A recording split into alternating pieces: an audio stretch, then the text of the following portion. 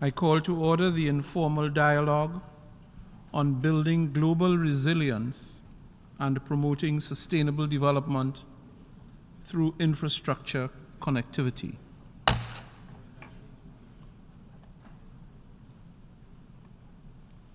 This meeting is held in accordance with Resolution 77/282 of 26 April 2023 and serves as an opportunity for presenting proposals to contribute to enhancing investments in quality, reliable, sustainable, and resilient infrastructure, including the possibility of establishing policy platforms under the United Nations auspices.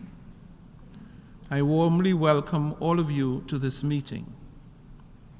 The dialogue also aims to create a platform to share best practices and strategies to enhance collaboration and partnerships within and between regions and regional and interregional challenges faced, and to engage on means of implementation, including innovative financing mechanisms and partnerships to support improved connectivity, resiliency, and quality of infrastructure systems.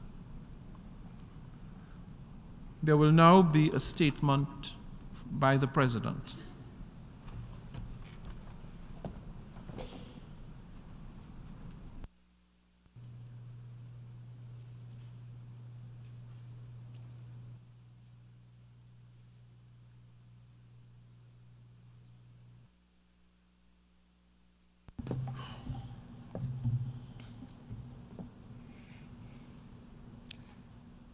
Your Excellency, Mr. Andrzej Duda, President of the Republic of Poland, Mr. Junhua, Under-Secretary General of the UN-DESA, Excellencies, ladies and gentlemen, I am delighted to welcome you all here today for this informal dialogue on building resilience and promoting sustainable development through infrastructure connectivity. I should like to particularly thank Your Excellency Andrzej Duda, President of the Republic of Poland, for taking time out of your very busy schedule to honor us with your presence at this important dialogue. The topic of today's dialogue is a crucial one. This is evident when we consider that resilient infrastructure is integral to attaining all the SDGs. And in fact, it is one of the key sectors of the economy where the concepts of resilience and sustainability are deeply interwoven. Indeed, the interconnectedness of all the SDGs permeates our discussions throughout this ongoing Sustainability Week. Quality, reliable, sustainable, and resilient infrastructure, including regional and transborder infrastructure, is important to sustain trade and commerce, facilitate effective transportation, connect us to virtual grids, maintain energy flows, and make populations safer against natural hazards. At a very fundamental level, it can support a country's overall socio-economic development, while safeguarding assets and minimizing risks to our populations. Excellencies, the interconnectedness of today's globalized economy necessitates sustainable and resilient infrastructure for reliable transportation. The recent bridge collapse in Baltimore, Maryland, demonstrated how damage to vital infrastructure carries far-reaching economic reverberations, inter alia, through disruptions to supply chains at national and indeed global levels.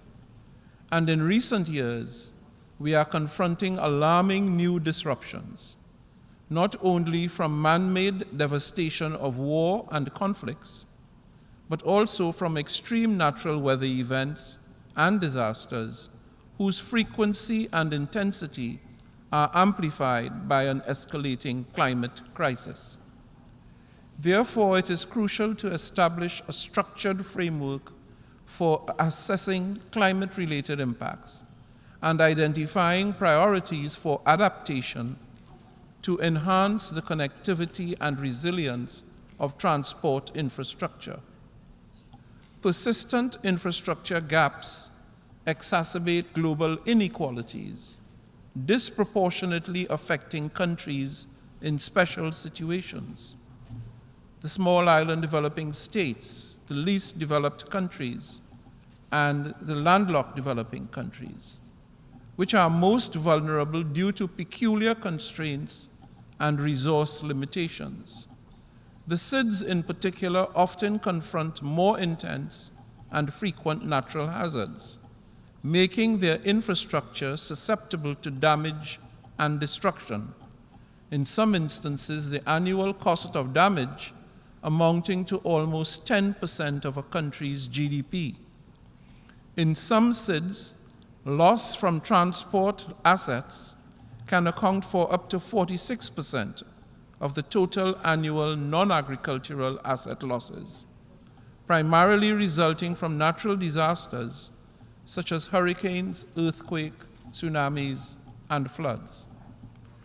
In the least developed countries, the United Nations Development Programme reports that over 70% of people lack access to basic infrastructure services such as electricity, clean water, and sanitation. And in the LLDCs, the World Bank estimates that their transportation costs are 50% higher on average, making them less competitive in global markets compared with countries with direct access to the sea.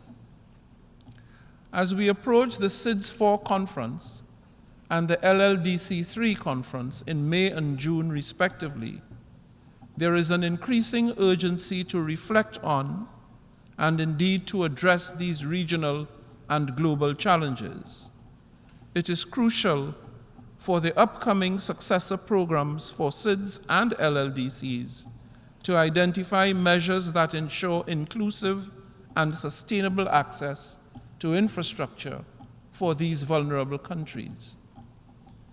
Excellencies, ladies and gentlemen, it would be remiss to close my remarks without underscoring that advancing infrastructure resilience and sustainability requires financing and investment in quality and reliability.